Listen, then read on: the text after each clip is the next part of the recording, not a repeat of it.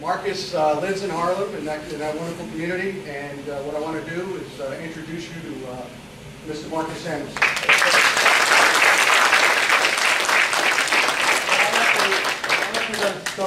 I'm going to start over here because I think when you look at this stove that Marcus inspired stove that I had the chance to develop together with BlueStar, I think it hits on so many things that the consumer want and also what I as a chef would like. First of all, real French door that you can put a full sheet tray in here, right? I think what has happened, not only here in Charleston, but all over the United States, is that people go out to better and better restaurants. People travel, whether they travel through the internet or they travel themselves. They go on vacations, and they're inspired. And they want to do those dishes that they ate in that restaurant or where they ate on their trip. But to do that, to do more complex food, maybe food that we didn't grow up on, we need cooktop, we need a stove that works with us. And you know, as chefs, we throw out these words a lot: searing, braising, poaching, simmering. You know, we're learning about sous vide. Well, each technique actually does something. So if you're going to sear something, well, guess what? You need 22,000 BTUs. You know, in a restaurant, you have much more than that, but this is the highest by far in the market. And that's what you're getting here on the BlueStar. If you go out to, you have Chinese food, you have a great Asian wok dish, and you want to do that at home, you have some leftovers, you want to do that. Well, you can't do that on electric, and you can definitely not do that on 8 to 10,000 BTUs. You need power to do that. Well, guess what? You can just lift this up, and your wok will fit right in. Right? So it gives you the first time opportunity to do dishes more similar to the way you experience them, either through a cookbook or in a restaurant. Also, durability and having something that feels like a restaurant. This doesn't look like a restaurant kitchen. One of the first things that we did at Red Rooster Harlem, we decided we want to have an open kitchen. Guests want to have much more transparency. They want to see how we prepare it. Well, the most popular trend right now is that everyone wants this sort of open Soho loft kitchen so people see how your kitchen looks like, right? I don't know about you guys, but every dinner party I have, it ends up in the kitchen. Well, then you want to have a kitchen that looks really, really nice, right? And that's something that we looked after here. Copper color, but also with the fitting knobs, and also having something that looks, not just looks industrial, but really is truly, truly industrial and strong. You can simmer something back here. You can go with super strong power up here. So it's really a range where it's really about power and controlling the heat. So much about cooking is essentially about controlling heat. And every time you have a dish and you like, I don't know why it didn't work out. I bet you it comes down most of the times that you couldn't get enough heat. I want to show you. You have one, so you can't come up, but you can come up. Yes, absolutely. So, do you cook? Yes. What do you cook, Teresa? She's a great cook. Good. Well, one of the things that I love about this is, like, if you put your hands here, right, that's not that much heat, right? But if you put your hand up here, it's very, very hot, right?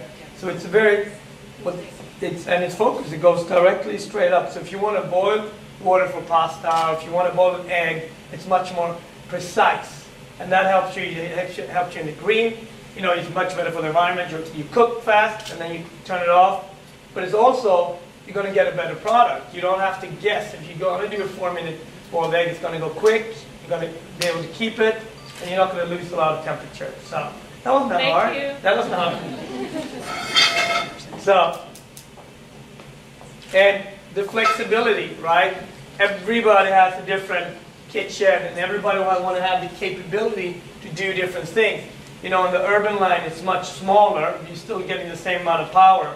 You can build whatever, if you want to have like something like this, a flat top in the middle. This is something that we use a lot in the restaurants. We sear straight here on the griddle. We sear, we can put eggs, we can sear a piece of tuna straight on. We also use French tops very often in restaurants, right? And that's something that you can also build in to your own BlueStar. So you're really starting with a great product, but then you can really tailor make it to the way you want your kitchen. I think that's absolutely necessary. You guys gonna have a chance to taste a little bit of my cooking. Next time, you don't have to wait 3 months or 3 hours. That could be too long too.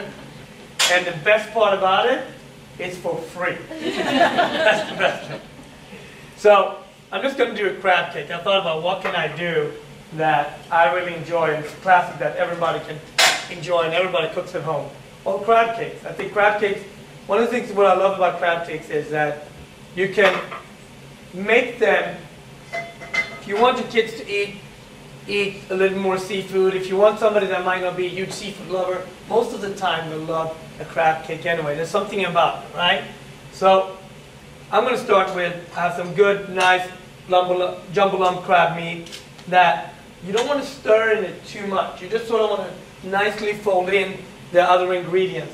And I'm going to put in a little bit of mustard for heat, some chopped chives, a hint of mayo,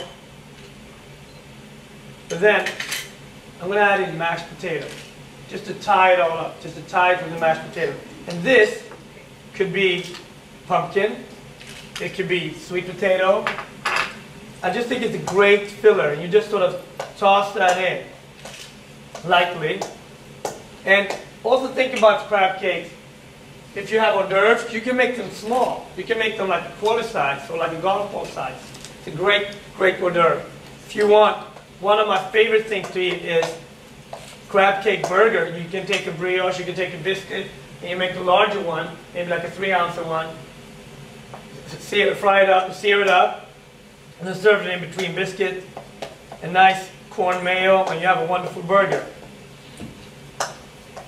I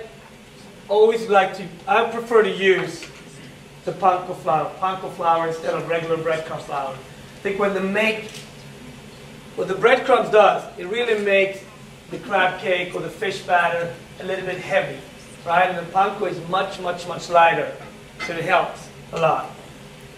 So I'm just going to make like this. Roll them up. And I've been lucky enough, I've traveled all over the world through food, and I have to tell you, right now what's happening in American food, I think it's the most exciting time ever to be a chef in America. It's really at a time where we're not looking just to Europe or other countries, we're actually looking into ourselves, and there's some great regional American food right now, and that's what we're celebrating right now. I was talking to someone here before that it's really nice to see in all the food magazines now, the South is really strong. The popularity and the curiosity about Southern food.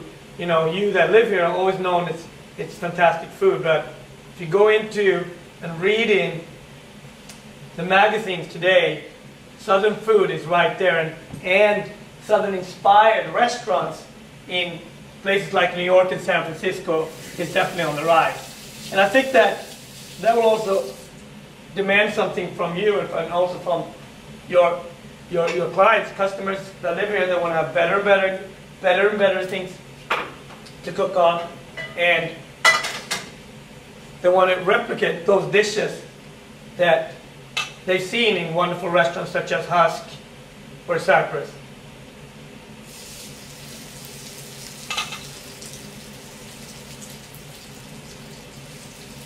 And this is what we do as chefs a lot. We go back and forth.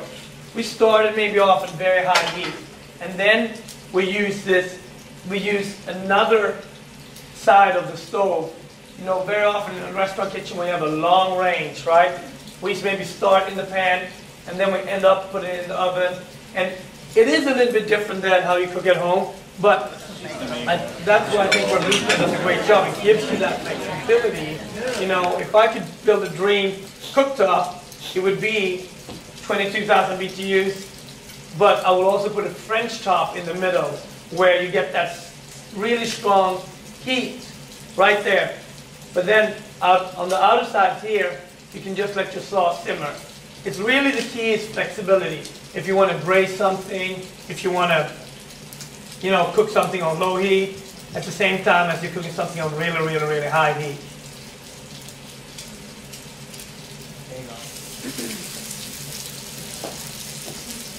And just like John said, I started cooking with my grandmother. That was really the first time that I learned anything about food, but I also realized that those family recipes, when you're 6, 8, and you're just helping out, you have no idea that that's going to be something that can be with you for the rest of your life. And one of the first things I did in my restaurant in Harlem, I had a big sign of her name in the restaurant, because everything that I learned from the great chefs of France and Switzerland and New York, it still goes back. So much of the food that we're serving in the restaurant is inspired by my upbringing, actually. And I think cooking, more than anything else, is something that can really keep your family history together. You can, no matter what your background is, if you are German American, you can go through and think about spätzles and knödels. If you're Latin American, there's recipes. There's something that, people might not know about you, your coworkers and so on, that through the food you can actually explain and bring in, and you can show your own personality. And that's one of the reasons why I love cooking so much. It's a way to show your background. All right, so I get this really nice golden crust, and then it starts with the same thing. I'm starting on high heat, then lowering it right away. And this is the type of way that if you don't have the nice, if you don't have to cook something, you can go up and down. If you don't get it up to really, really, really high, it's impossible then to take it down. And then you will crowd the pan. A lot of water, a liquid will come out of the crab cakes or out of the fish, and then it's going to stick to the pan. And you will always say like, oh, I don't understand why the recipe don't work. We all been there. And I think in terms of baking something, it's even more sensitive, right? That's an oven. You can make a souffle, you can roast the roast beef, you can roast the turkey, and that's not a lot of time. You can do all those things in the same oven. All right. So the crab cakes are getting done. I have to tell you, it was a really big honor for me when I had the chance to cook at the White House for the first state dinner. And yes, it was the White House dinner when they crashed my dinner. Yes, if you were thinking about that, yes, I might as well tell you guys, because I saw the look. I saw it. And I had nothing to do with it. But it was an amazing opportunity for us, for my team, to go in there, and we were 10 of us, and each time, when you walk there in the garden and you look over at the Oval Office, and there's so many thoughts, and at the same time you have to focus because you have a job to do. But one of the nicest things with that dinner, up until that time, all state dinner through the history has only been French food served, French American or French food. And when the state dinner happened, and it was the Prime Minister of India that was the guest of honor, one thing that I requested was I wanted to highlight American food, because I felt like American wines.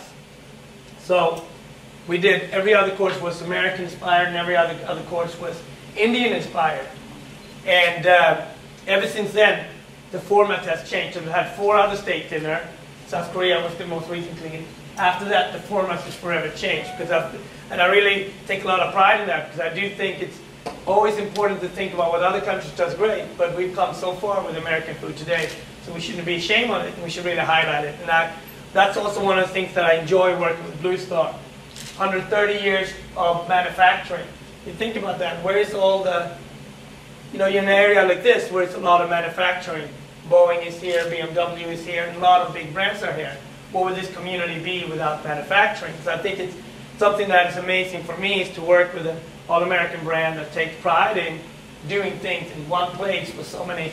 I've been to Reading many times, and BlueStar is a vital and important part of that community. So there's a lot of good things here, and it's a great I think also one of the things that is fantastic with BlueStar is people are there, it's a people company, and if something doesn't work, they will be there right away, take pride in following up. And I have had two now stoves, and I've never had an issue with it. I cook my cookbooks in there. I've hosted a lot of dinner parties. We have a big grill. So I'm here to say that it's a fantastic company, it's a fantastic stove. And tell your clients, tell your customers, cook on it yourself, and I'm sure you will have a lot of great memories. Thank you very much. Now lunch, right?